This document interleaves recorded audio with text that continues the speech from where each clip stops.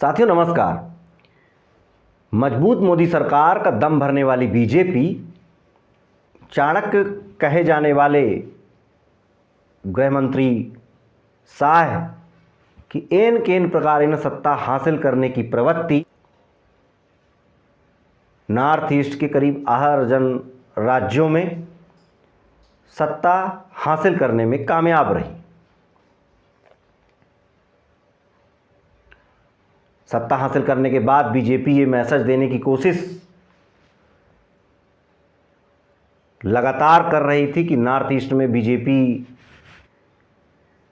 के दाखिल होने के बाद वहाँ की सारी समस्याओं को सुलझा लिया गया है, सब ठीक चल रहा है।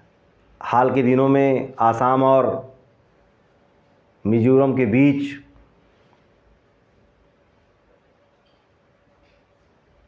कछार और लैलापुर एंट्री पॉइंट के समीप जो दोनों राज्यों के आवागमन का रास्ता है, उसके आसपास के एरिए में विवाद उत्पन्न हुआ। असम के मुख्यमंत्री बिग ब्रदर की भूमिका में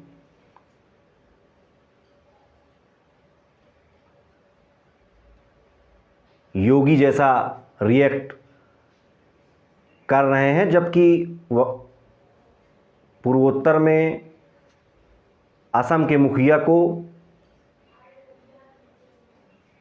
उदारता दिखाने की आवश्यकता है।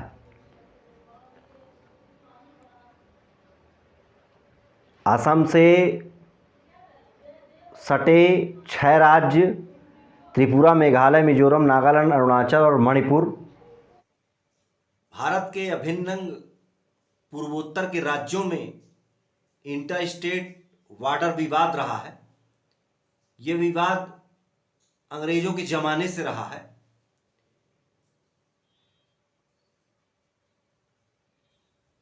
इन 8 राज्यों में से 3 राज्यों में नागालैंड, अरुणाचल और मिजोरम में इंटरलाइन परमिट रिस्ट्रिक्शंस हैं, सैलानियों को जिन्हें फॉलो करना आवश्यक है। वहीं पूर्वोत्तर के राज्यों से सटे पड़ोसी देशों की भी सीमाएं हैं, जिनमें नेपाल, चीन, म्यांमार और बांग्लादेश प्रमुख है। आसाम से 2 देशों की सीमा लगी हुई है, जिनमें बांग्लादेश और म्यांमार आते हैं।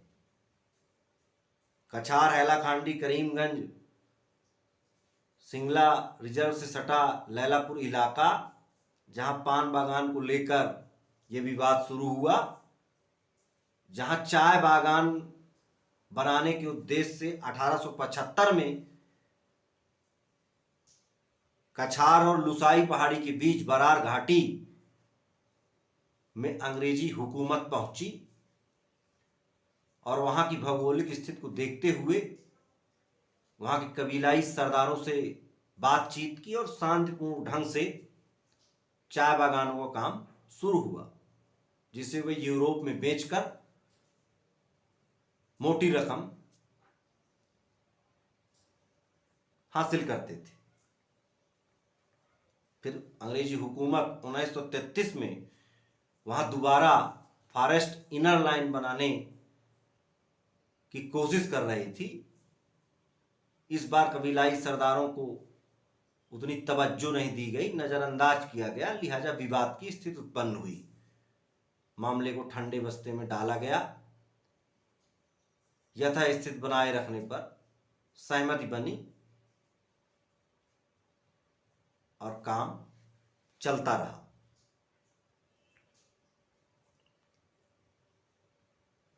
विगत वर्षों 2018 में यह विवाद मिजोरम और असम के बीच एक बार फिर उत्पन्न हुआ। इन 2-3 सालों के दरमियान केंद्र सरकार की गलत नीतियों और लोगों को अनसुना करने की प्रवृत्ति ने इस विकट परिस्थिति को उत्पन्न किया। इसमें केंद्र सरकार की गृह मंत्री और असम सरकार के बीजेपी मुख्यमंत्री की कार्यशैली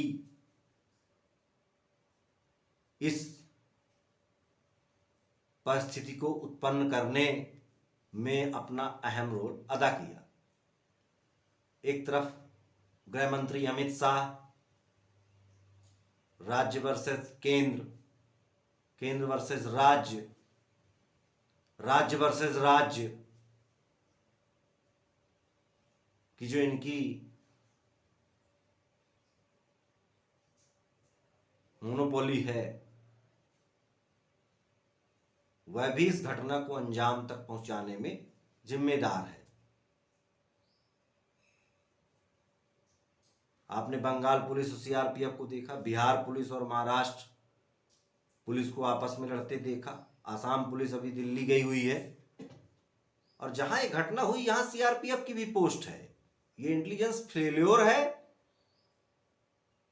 गृह मंत्रालय की असफलता है, गृह मंत्री की विफलता है, जो इस घटना से 2 दिन पहले शिलांग में मीटिंग करते हैं, मुख्यमंत्रियों से मुलाकात करते हैं, प्रशासनिक अमले से मिलते हैं और माजरे को भांपने में कामयाब नहीं हो पाते कि बात इतनी बिगड़ चुकी है कि गोलियां चल सकती हैं। 2 भाई आपस में लड़ सकते हैं, परिणाम स्वरूप गोलियां चली, 6 पुलिस वाले जान से गए, 45 घायल हुए। असम सरकार मदद मुहैया करा रही है और शहीद का दर्जा दे रही है। क्या परिस्थिति उत्पन्न हो गई है? भारत देश के राज्यों की पुलिस आपस में लड़ रही है और अब राज्य के मुखिया शहादत का दर्जा दे रहे हैं। क्या किसी दुश्मन देश से लड़ाई करने गए थे? इसमें हेमंत बिश्व शर्मा बीजेपी असम मुख्यमंत्री की कार्यशैली भी संदिग्ध के घेरे में है। हाईवे ब्लॉक करना, रेल रूट रोकना, ट्रेवल एडवाइजरी जारी करना, शहादत का दर्जा देना,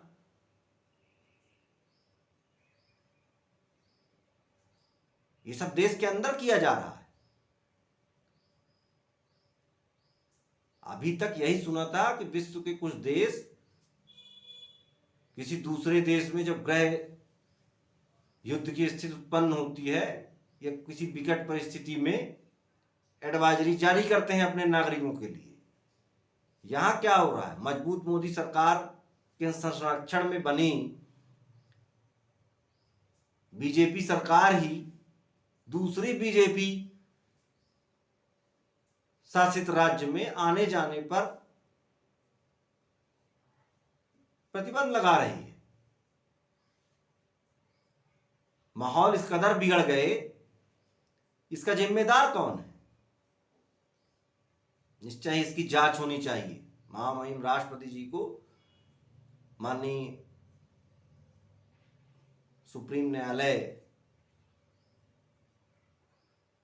के माननीय न्यायाधीश को नियुक्त कर निष्पक्ष न्यायिक जांच सुनिश्चित करनी चाहिए।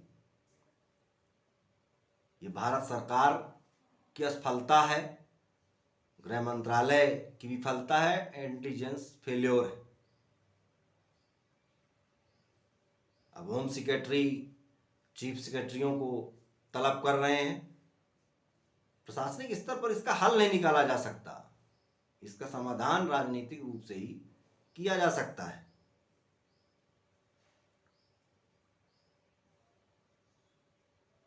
बॉर्डर मीटिंग हमने देखा है कि राज्य ही नहीं, 2 देश भी सीमा विवाद पर बातचीत के जरिए मामले को सुलझाने बॉर्डर मीटिंग करते हैं, अपने बॉस को रिपोर्ट देते हैं, फिर किसी राजनीतिक आदेश या हस्तक्षेप के बाद कोई एक्शन लिया जाता है। यहां तो आईजी 200 पुलिस वालों के साथ मिजोरम की सीमा के अंदर घुस गए और झोपड़ियां हटाने की कोशिश की। ये देश के अंदर जो ये सर्जिकल स्ट्राइक की जा रही है, ये बीजेपी की गलत नीतियों का नतीजा है।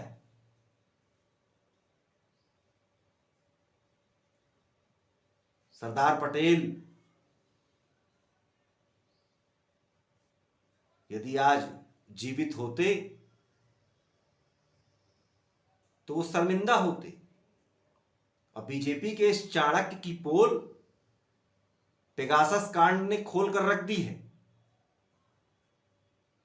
2017 से 2019 के बीच पेगासस का इस्तेमाल कर जो ये सरकारें बनाने गिराने का खेल शुरू हुआ, उसी ने 2019 के लोकसभा चुनाव में इन्हें विजय दिलाई। और कांग्रेस की लोकतांत्रिक सरकारों को, चुनी हुई सरकारों को गिराने में कामयाब रहे और खरीद फरोख्त कर अपनी सरकारें बनाने में कामयाबी हासिल की। गोदी मीडिया संगठित रूप से बीजेपी जो बताना चाहती है वही दिखाती है। जनता तक सच नहीं पहुंच पाता। संवैधानिक संस्थाओं पर प्रहार, मौलिक अधिकारों का हनन, बीजेपी सरकारें इनका पर्याय बन चुकी हैं। जनता को तय करना है कि देश कैसे आगे चलेगा। ये मामला प्रशासनिक स्तर पर सुधार के योग्य नहीं है, इसका राजनीतिक हल ही निकल सकता है।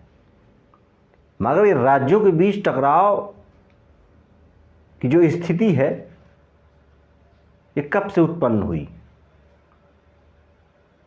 जब से केंद्र में मोदी सरकार आई, ये जब से केंद्र सरकार में गृह मंत्री अमित शाह आए। बंगाल पुलिस और सीआरपीएफ की नोकझोंक आपने देखी, बिहार और महाराष्ट्र पुलिस का आपसी टकराव आपने देखा, और अब मिजोरम के एक राज्यसभा सांसद के लिए आसाम पुलिस दिल्ली निकल चुकी है, जहां आप आसाम और दिल्ली पुलिस को भी देखेंगे। अभी करीब 2018 से अब तक एक लंबे अरसे में भारत सरकार और गृह मंत्रालय ने इसका हल निकालने की कोशिश नहीं की, उसको नज़रअंदाज किया और मामला बिगड़ता चला गया।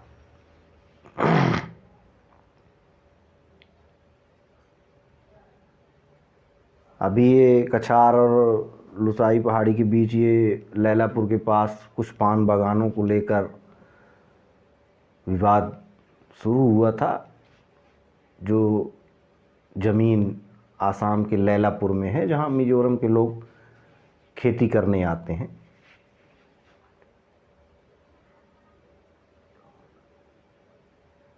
मामले का हल निकाला जा सकता था, पर आसाम पुलिस आईजी के नेतृत्व में मिजोरम सीमा के अंदर घुसी। ये कहीं न कहीं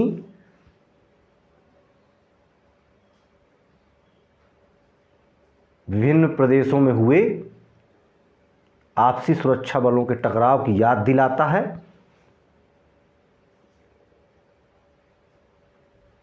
और उस प्रवृत्ति को दोहराता हुआ नज़र आता है, जिसमें टकराव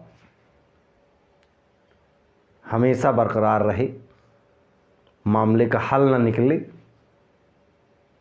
और इसी स्थिति परिस्थिति का हम लाभ उठाएं और सत्ता पर बने रहें। बीजेपी की यही मानसिकता देश को किस ओर ले जा रही है, ये जनता को ध्यान देना होगा। State for unity, Sardar Patel की प्रतिमा बनाने वाली मोदी सरकार ये भूल जाती है लौह पुरुष का तमगा ऐसे ही नहीं हासिल होता। हम पेगासस का इस्तेमाल करके चुनी हुई लोकतांत्रिक सरकारों को गिरा सकते हैं, विपक्ष की रणनीति को पहले ही जान सकते हैं, जिससे हम चुनावों में उन्हें हरा सकें और अपनी सरकार बना सकें।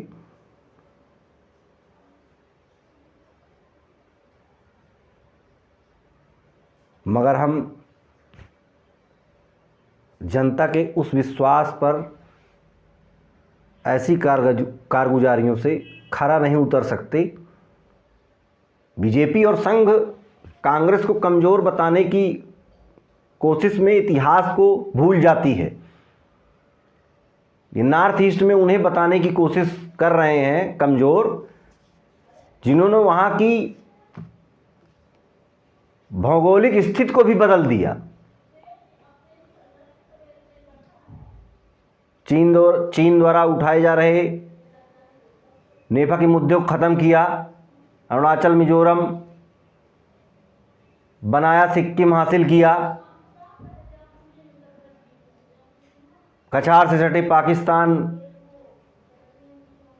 को तोड़कर दुश्मन देश की सीमा के पार जाकर उसे दो भागों में डिवाइड कर उसकी सरजमी को मित्र राष्ट्र के रूप में तब्दील कर दिया। माने नॉर्थ ईस्ट में कांग्रेस की हौसले और फैसलों ने देश के अंदर तो मजबूती से खुद को रखा ही, देश के बाहर भी यदि कोई दुश्मन देश था तो उसके दो टुकड़े करके उसे मित्र देश में तब्दील कर लिया। नॉर्थ ईस्ट में कांग्रेस का ये इतिहास रहा है।